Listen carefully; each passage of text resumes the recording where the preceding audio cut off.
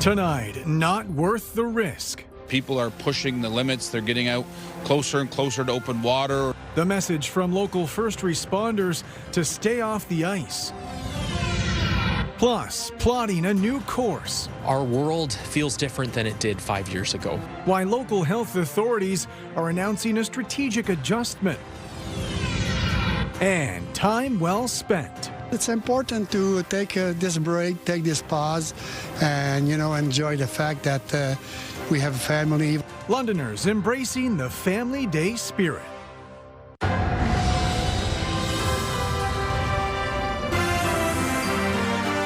CTV News with Carlyle Fiset. Good evening. Thanks for joining us. We begin tonight with a warning from local first responders to anyone venturing out onto Lake Erie right now. Despite notices posted at Port Stanley's beach, there's been no shortage of icy wanderers. As Brent Lale reports, it appears they don't fully appreciate the risks they're taking.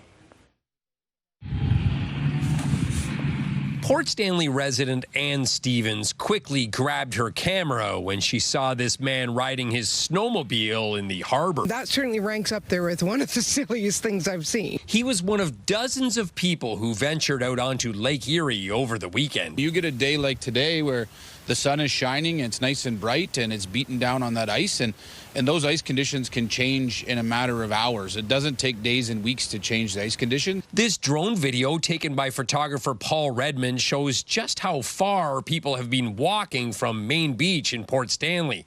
The footprints go for more than a kilometer. People are pushing the limits. They're getting out closer and closer to open water, or they're getting up on shelf ice or pocketed ice, and to get that social media picture that they can put out there, and it puts themselves in danger, and as a result, it puts our team in danger. I think it's definitely frustrating to see a lot of people who are putting not only themselves at risk, but also potentially putting first responders at risk.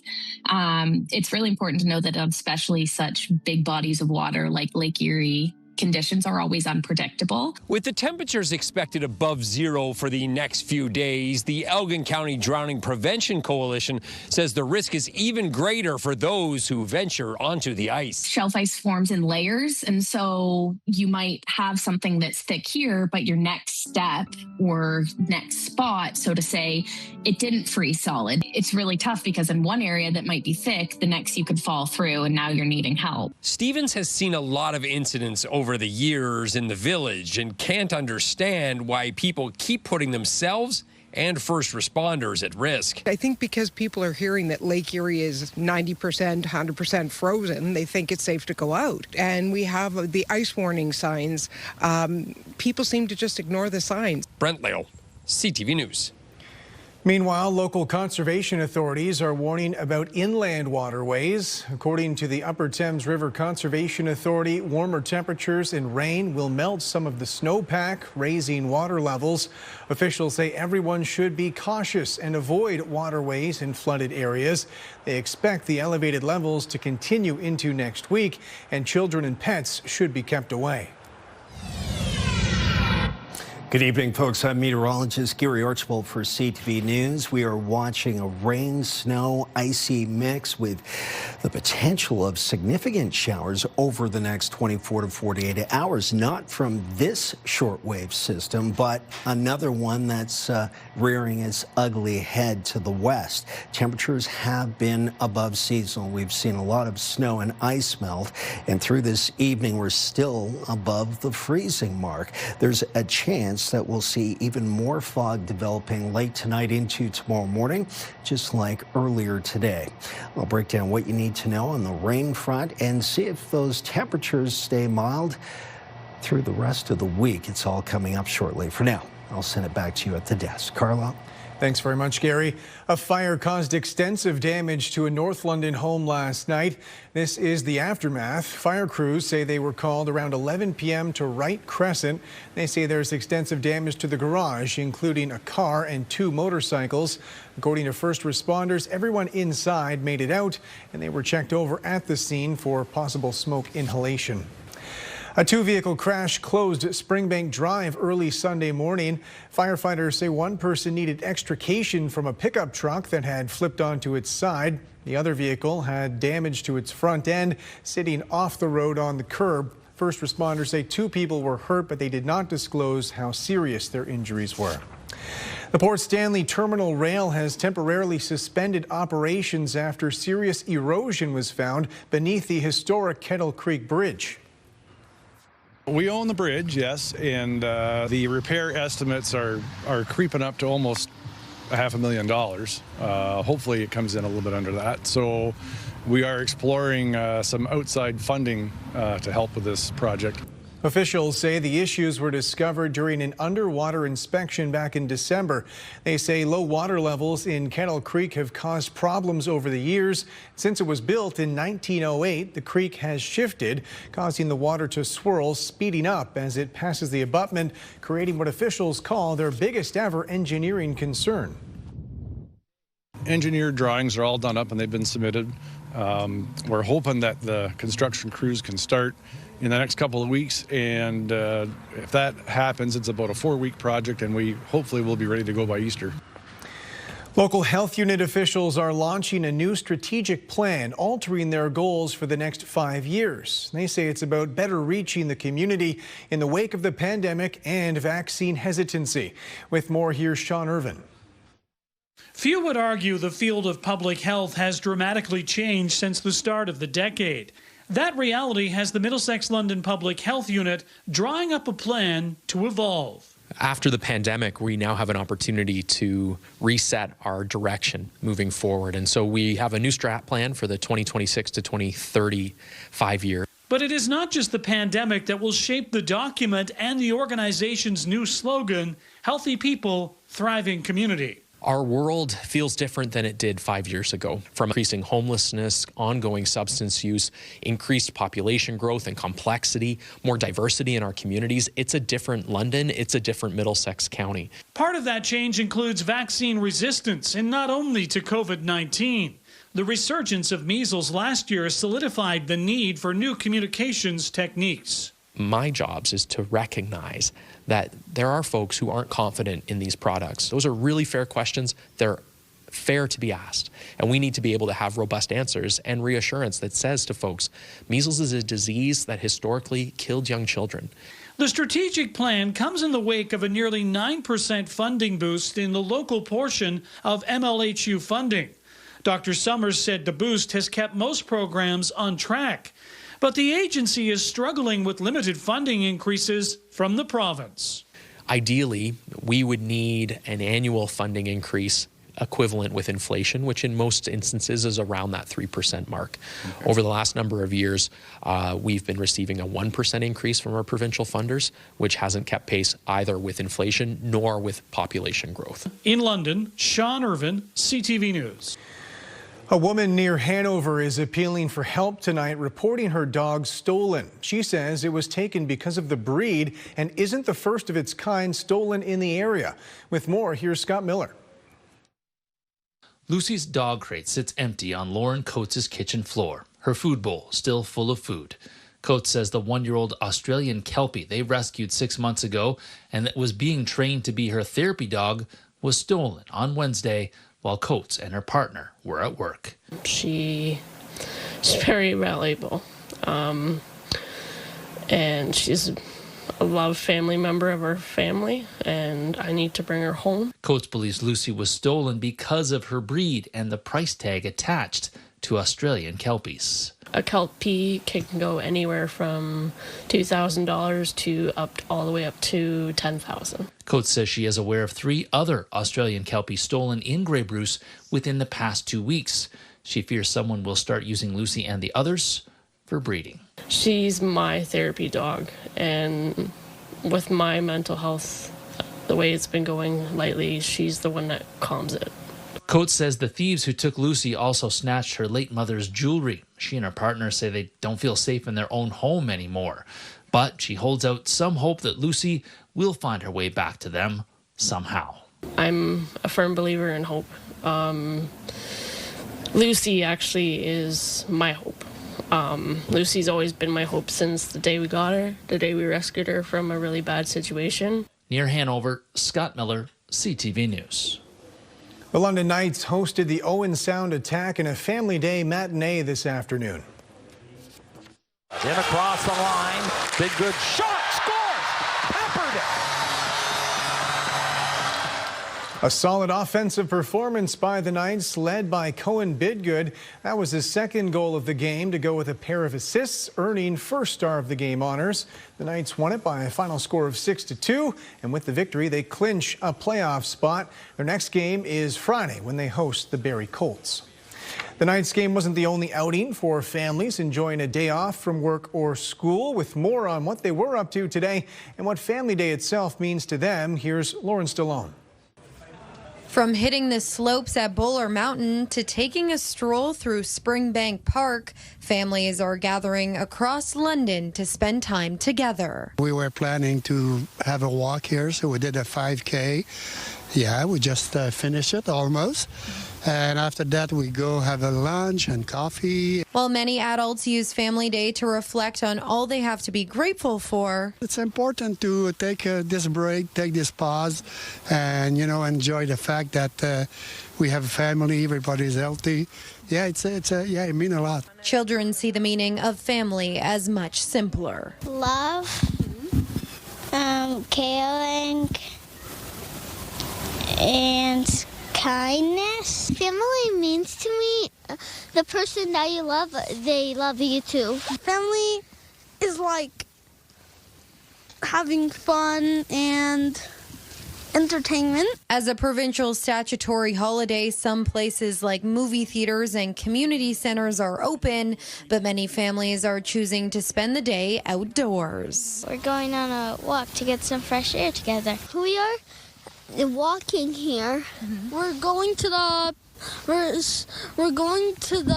pond and then we're gonna go to the river. But beyond the fun activities and extra day off from school, one child says family is really about looking out for one another. As a big brother, I always want to protect my sisters from people and other things, because if I haven't, they could have gotten a lot of trouble. And that kind of unconditional love is what many say Family Day is all about. A reminder to check in on the people you love.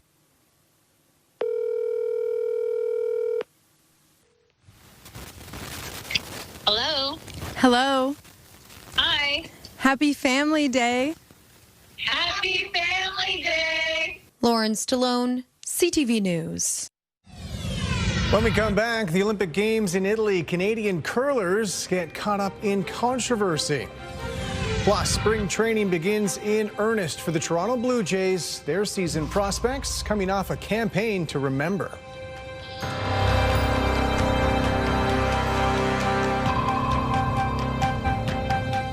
Download the CTV News app and stay on top of local stories as they unfold. We begin tonight with Ontario's latest. Customize your feed and watch live wherever you are. ctvlondon.ca, your home for news. Welcome back. Canadian curlers have found themselves in the middle of an Olympic controversy, accused of cheating, prompting mid-game outbursts of profanity. Garrett Berry reports.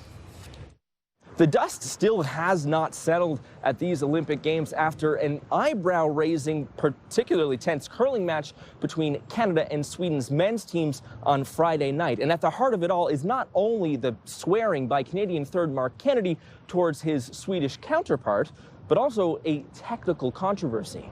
Sweden had accused Kennedy of touching the granite part of the curling rock after releasing the handle. Curling officials then stepped up enforcement of rule violations at these Olympic Games. That move is quite rare in curling, a sport that has traditionally seen players enforce the rules themselves. The first page of the World Curling Rule Book is titled The Spirit of Curling, and it's a lot of fluffy, poetic words about how, yes, we have a rule book, but realistically, as long as everybody's just nice to each other, then the rule book almost doesn't even matter. The extra enforcement seemed only to escalate tensions when an umpire intervened and pulled a rock thrown by Canadian women's skip Rachel Homan on Saturday night. It likely cost her a point in a 1-point extra end loss against Switzerland.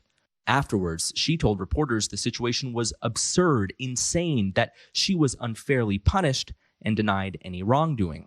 On Sunday, curling officials abandoned that enhanced scrutiny and went back to old procedures, where teams would have to request officials come and watch for violations. Part of the issue, according to Canadian curlers, is that this is the sport's highest stage and not, they say, the place to change the rules or how they're enforced. Garrett Berry, CTV News, Milan. Major League spring training is fully underway for the Toronto Blue Jays down in Florida. Sean Leathong has more on their preparations coming off a dramatic World Series defeat. The team that Canada fell in love with is back. The first full day of workouts at spring training for the Toronto Blue Jays, and fans are gathering here in Dunedin just for a glimpse. Still have the high of the World Series, the playoffs. Anticipation and a lot of hope for the season. You know, there's always hope, and so it's a new hope.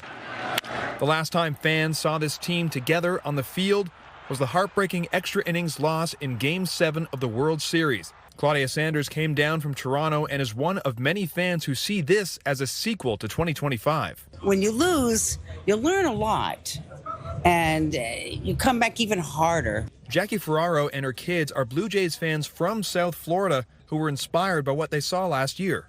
It was a very emotional season. They were super, we had the highs with them and the lows with them. We were rooting them on every single day. But now is the beginning of a new season, and the team has added new players like early fan favorite Japanese star Kazuma Okamoto. I think he's really intriguing. I'm hoping that the power that he showed over in Japan is going to translate. While the experience of last season has moved some players into the spotlight. What got you about the Blue Jays? Ernie Clement. Yeah, pretty much. Players like Ernie Clement and Addison Barger are expected to play a bigger role, as being defending American League champions comes with expectations. I love the expectations. That's why we do it. And I think the guys we've talked about it so much in the off season. It's nice to see everyone, really. It kind of just gets you back to what you were doing at a really, really high level last year. The team's leader, Vladimir Guerrero Jr., is now the longest tenured Blue Jay and says he's confident this team can produce. I think it's going to be more fun, but I'm actually more happy than last year. I mean, for whatever reason, I'm happy and I'm feeling great. I have good feelings about this year, and I know we're capable to do a lot of good things. And while the team beat expectations last year, now the fans want more. Maybe make it back to the World Series, dominate the Dodgers. Just win it all. We want it all.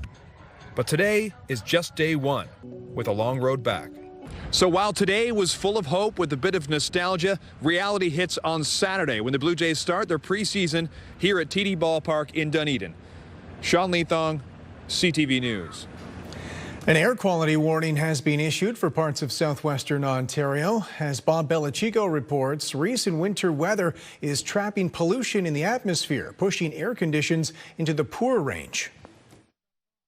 We've also had a pretty stagnant air mass over the area, not a lot of motion in the atmosphere. As a result, there was an increase in the Air Quality Health Index, 7 Sunday morning, climbing to 10 today. Environment Canada issued an air quality warning for our area over the past couple of days. A combination of local pollutants developing, as well as ejecting some in from the southwest. We had a light southwest wind that could bring in pollution from down in the U.S. So a combination of factors looks like resulted in that spike. Environment Canada meteorologist Jeff Colson says there were higher readings at their downtown Windsor observation site, those levels gradually diminishing throughout the day. And Colson says rain combined with highs of around 12 to 13 degrees on Wednesday will help. A mixing of the wind as well as some precipitation should lead to a better air quality situation in general for the day on Wednesday. Warmer weather has quickly melted the snow. It's gross. Yeah, it's gross. I feel like disgusting. Uncovering a lot of debris in snowbanks, against fences, on the streets, and one very noticeable trend. A lot of coffee has been consumed this winter.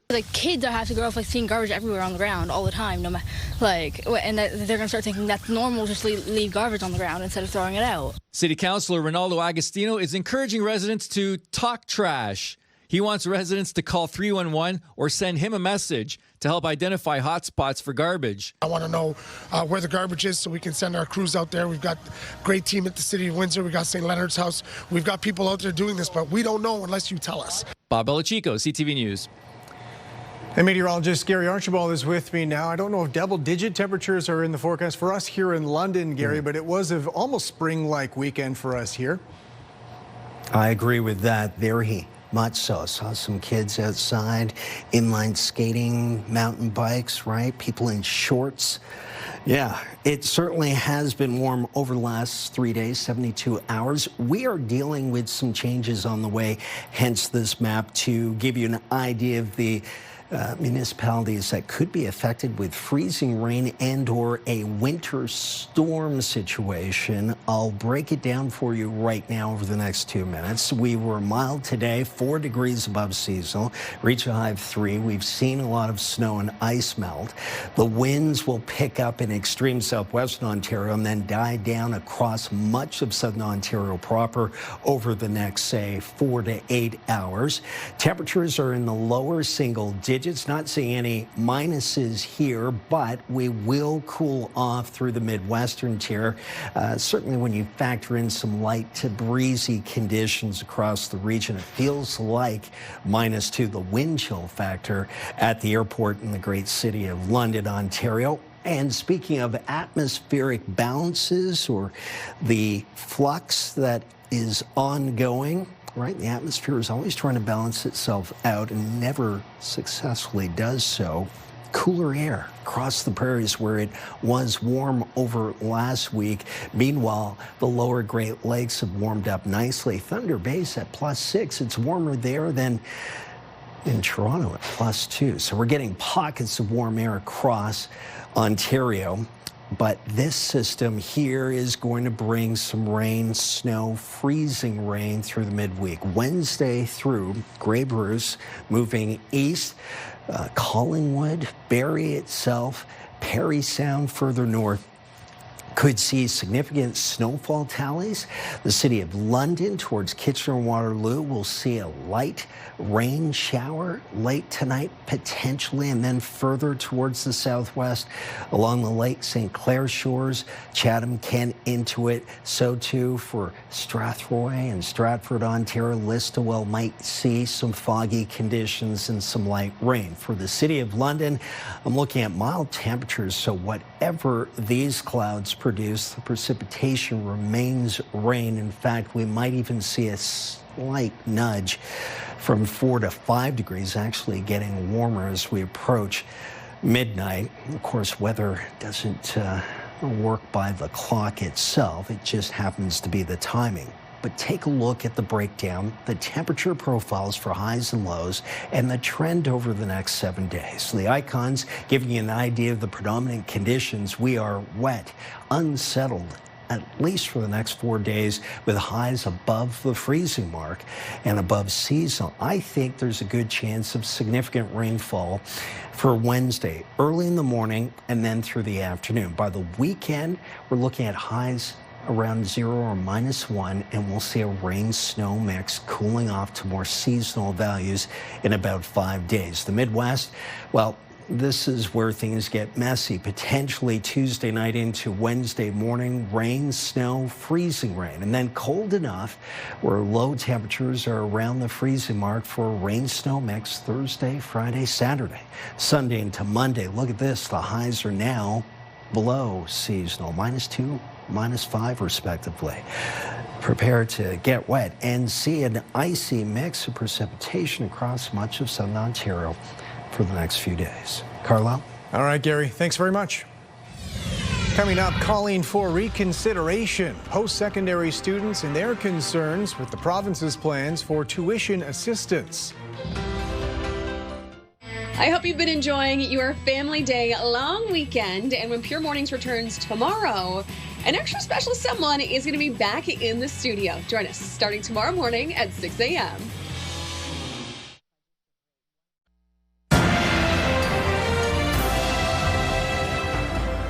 Canadian officials are in Mexico City, part of our largest trade mission to that country in decades. They've said their goal is to strengthen relations with Mexico amid threats from American President Donald Trump.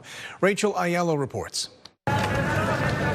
Hundreds of delegates representing business and key sectors across Canada are taking part in the biggest trade mission to Mexico in decades. Led by Minister Dominic LeBlanc, Canadians are meeting with Mexican government officials, policy experts, and industry leaders. It's a long time coming. We're in a continent that we share. This is an opportunity to go well beyond where we have been. CUSMA protections have shielded most Canadian and Mexican commerce from U.S. President Donald Trump's tariffs. But with the Americans threatening to scrap the trilateral trade pact in favor of separate agreements, Canadian stakeholders are looking at bilateral relations with Mexico in new light. We haven't actually leaned in to what CUSMA, our trade agreement, affords us, and we just have not invested in building the relationships or educating ourselves or connecting those businesses. Merchandise trade between Canada and Mexico has increased 12-fold since the original NAFTA came into force, but business leaders see potential to gain more market access. With the current negotiation and revision of USMCA CUSMA, it's important for us to be here on the ground and see if there's potential for our producers to expand their export to Mexico. With the required joint CUSMA review coming in July, Prime Minister Mark Carney announced today he's tapped longtime senior public servant Janice Charette to be Canada's next chief trade negotiator to the United States. Charette will work closely with Mark Wiseman, Canada's new ambassador to the U.S., who just started in D.C. this week.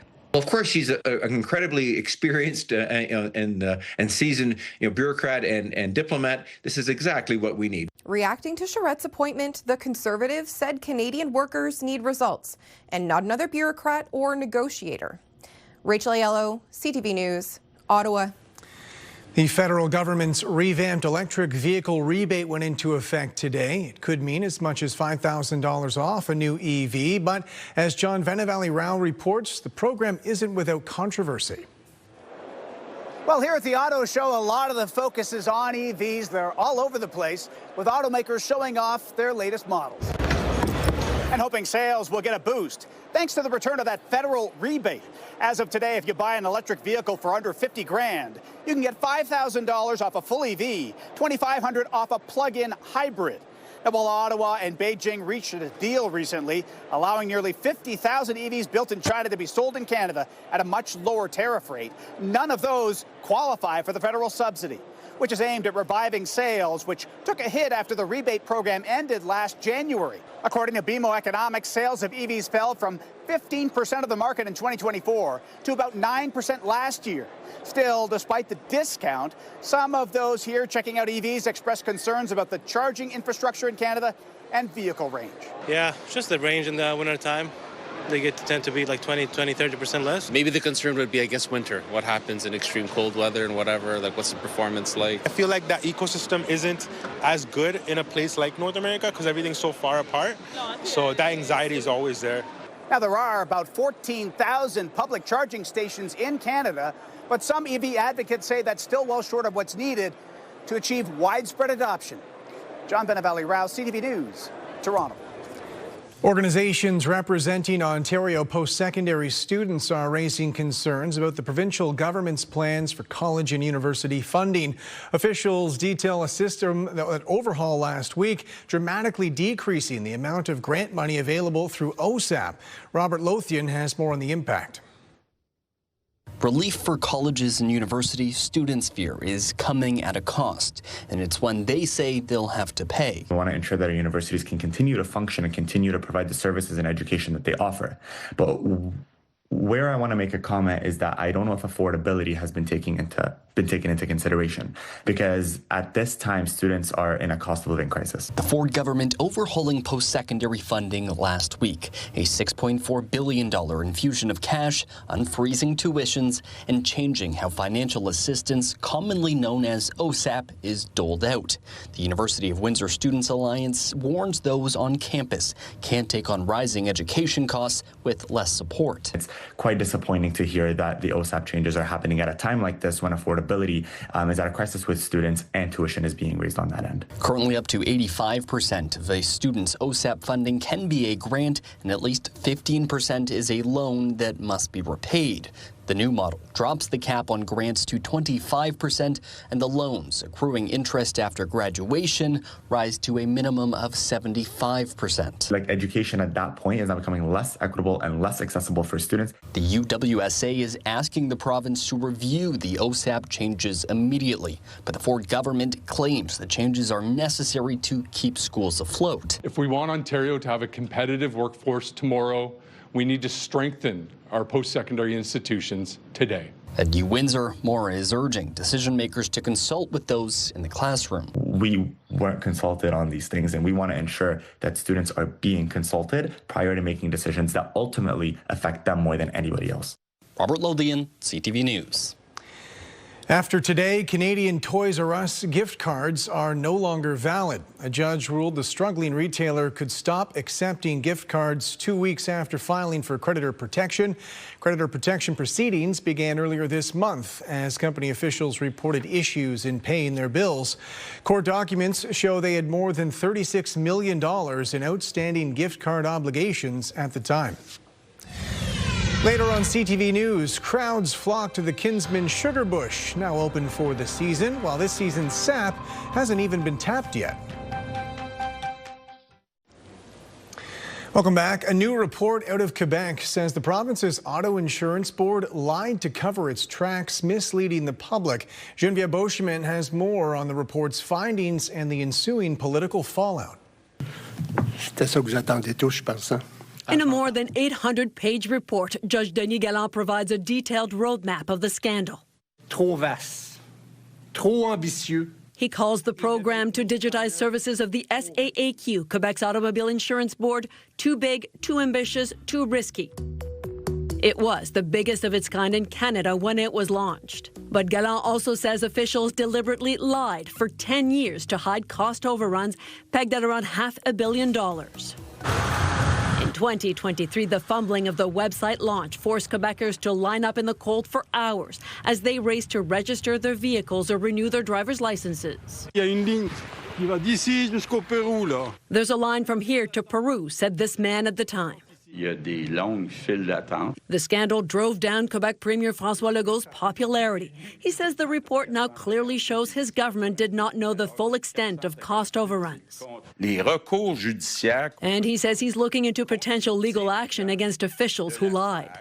C'est un hold-up. But one opposition critic says Quebecers were victims of a hold-up of public funds and that government guardrails failed. Even if the SAC lied to them, then they lied to us. Délibérément menti. Galland says asking top officials to be honest seems to go without saying, but he did make 26 recommendations, including to set up a specialized digital transformation team within the public service.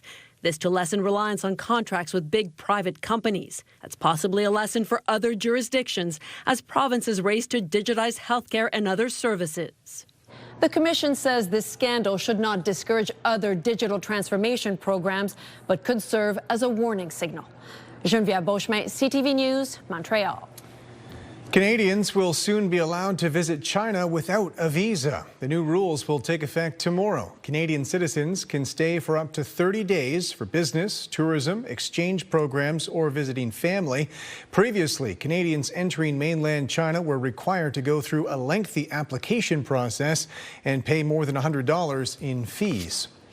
Federal government officials are expected to announce an updated defense strategy this week featuring sweeping changes to the domestic defense industry. It really is going to be an input into wealth creation for things that Canadians need and not just things that go bang. So if the government does this, it's going to be a real economic stimulus package like we haven't seen since probably World War II. It's expected to be a $6.6 billion plan designed to help small and medium-sized businesses break into the defense industry, pledging to create 125,000 jobs and reduce dependency on American industries. The federal government is also in the process of ramping up overall defense spending to meet NATO requirements. When Canada opened a consulate in Greenland earlier this month, a Canadian Coast Guard crew were on hand. They operate an icebreaker, which, as Abigail Beeman reports, will play a major role in a changing Arctic.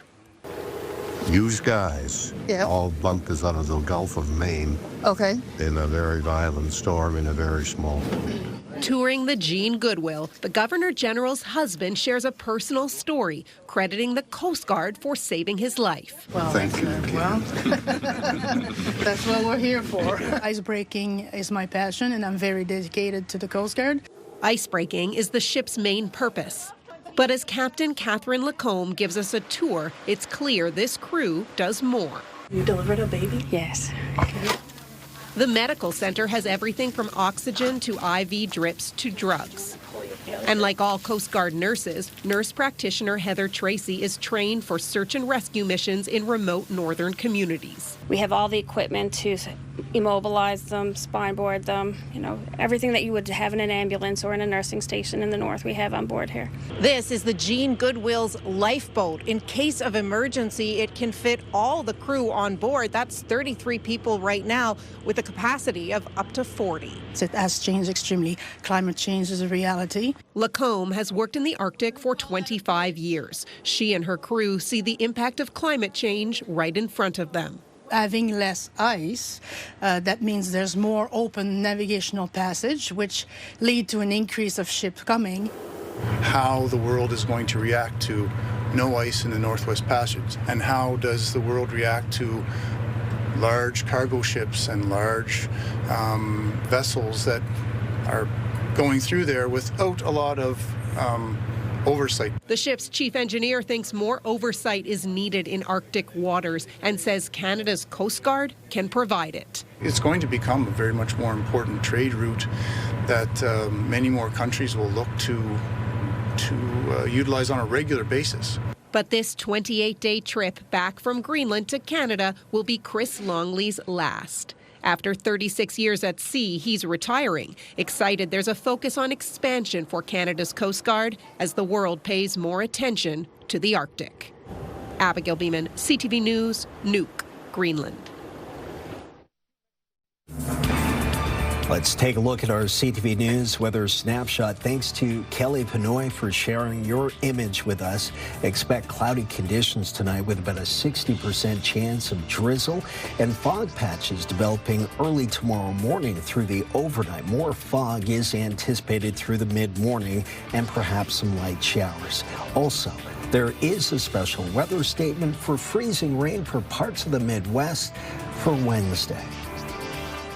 Cuba's energy crisis is taking a toll on the country's tourism industry and causing ripple effects at many other sunny destinations. As Kamil Karamali reports, with Cuba shutting down, would-be travelers are looking at other options and prices are going up.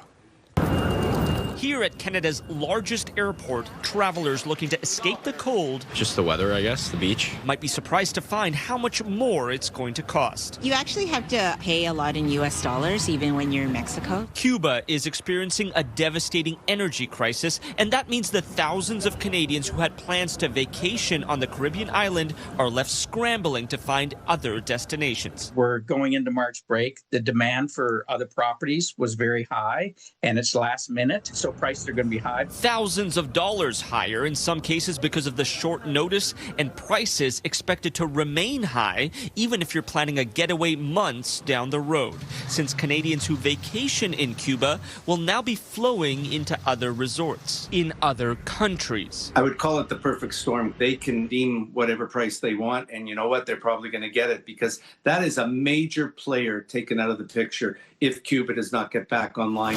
And who knows how long getting online could take. Cuba's fuel shortage has triggered widespread power cuts, affecting access to food, water, and medicine. The Caribbean country is blaming the U.S., which isn't allowing oil to get from Venezuela to Cuba. All major Canadian airlines have now suspended service to Cuba because of the aviation fuel shortage, telling CTV News they're still working on bringing Canadian travelers home. Sunwing and Air Transat telling CTV News most of their travelers in Cuba have returned to Canada, with the rest arriving Tuesday. Steve Chapman cutting his Cuban vacation short to make it out Tuesday. Which I think is going to be one of the last flights out, according to our WestJet rep here. But like many, unsure if he'll be willing to pay more. The Mexico destinations are going to definitely crank their prices up for supply and demand. To vacation elsewhere in the Caribbean anytime soon. Kamil Karamali, CTV News, Toronto.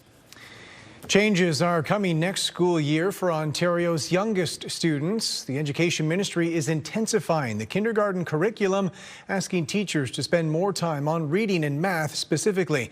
With more on the changes, here's Michelle Molesky.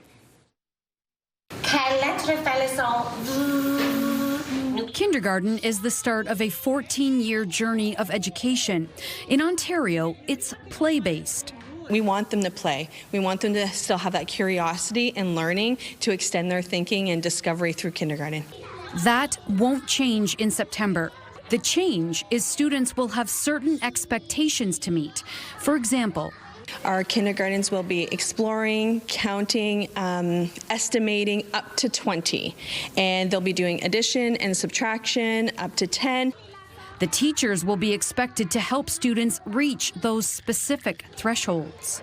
They want a real focus on literacy and mathematics and explicitly teaching it instead of implicitly doing it. Teacher Union President Mario Spagnuolo says his members have known about this change coming for a few years. It was supposed to be implemented this school year. We actually are thankful that the ministry listened to the feedback and gave 1 year to try to get our mind around it. The change will take effect in September. I don't think there will be too much of a change, but it is a new curriculum that they're going to have to learn. The ministry's only given a 30-minute webinar that's available for teachers. So what can parents do to prepare their kids for the classroom? I think having those authentic conversations with your child, those are already happening at the dinner table, in the car rides, asking them about what they see, what they hear, what colors do you see, where do you see numbers? And the other thing is just going back to the basics, read a book. Have your child read a book with you, sit in your lap, and just read. That is so important, and away from technology. Both major boards in Windsor are hosting their kindergarten open houses on Thursday, February 19th. Michelle Molesky, CTV News. Renowned actor Robert Duvall has died. His career spanned more than 50 years, including box office hits and critically acclaimed roles. With more on his life's work, here's NBC's Mark Barger. Robert Duvall was an actor's actor. You know, if they're going to hire me, then let me do what I want to do. If not, hire somebody else. From The Godfather. The shot's only on the causeway. To Apocalypse Now. I love the smell of napalm in the morning. To the TV miniseries Lonesome Dove. Well, you ain't no more a cattleman than I am. Duvall's versatility shown in more than 140 films and TV shows over a 6-decade career, including the brief but memorable role of Boo Radley in To Kill a Mockingbird. Major Burns. Duvall also played Major Frank Burns in the original film version of MASH. What do you mean you want that show? It's a news show. It's not your department. A detestable TV executive in Network. But you are Marine kids and can chew nails while other kids are sucking cotton candy. And a warrior without a war in The Great Santini. That performance earned one of Duvall's 6 Oscar nominations for Best Actor. His lone win came in 1984. I have a daughter. Playing a down-on-his-luck country music singer in Tender Mercies. I think it's certainly some of the best work I've done, and I would challenge anybody to say differently. 2015 brought a 7th Oscar nomination, Best Supporting Actor for The Judge. But Duvall reveled in his time away from Hollywood on a 360-acre Revolutionary War-era farm in rural Virginia with his 4th wife, Argentine actress Luciana Pedraza. You go day by day and you arrive at being grateful for what you have.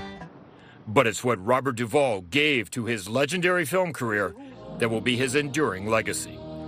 Mark Barger, NBC News. London's top stories. We have breaking news tonight out of Ottawa. The latest on the breaking news alerts. I'm tracking an area of severe weather. It'll start. And watch live. A development now to a story from City Hall we brought you. Download the CTV News app. Finally tonight, the Kinsman Sugar Bush is open for the season, and what a weekend it was to welcome back visitors. And with more from opening day, here's Brent Lale. The pancakes are flowing and the sausages are hot. Maple syrup pancakes, delicious. That's why I came here. The Kinsman Sugar Bush is now open for the season. It's an annual tradition for the Capstick family who've been coming to opening weekend for more than a decade. This is every year for my birthday, and we just love everything. After breakfast, it's time for a maple syrup tour on the horse-drawn wagon. It was upgraded with funds from last year's 50-50 draw. This blue tubing is our outdoor maple sap collection system. We take you back in through time. We start at how the Indigenous made maple syrup. We're going to move you forward up into the early settlers, more or less modern times, and then we literally take you up to the most modern time. This would end up being 100% pure maple sugar. Managed by the Kinsman Club of Greater London, they donate to local charities like Stevenson Camp, Mission Services, and Cystic Fibrosis Canada. All the money that people are using to pay to get here and for their food, it's all going back into the community. So it is a really nice organization to see the money that you come and spend and enjoy your day. It goes right back into the community. As of opening weekend, these buckets remain empty as they've yet to tap the trees.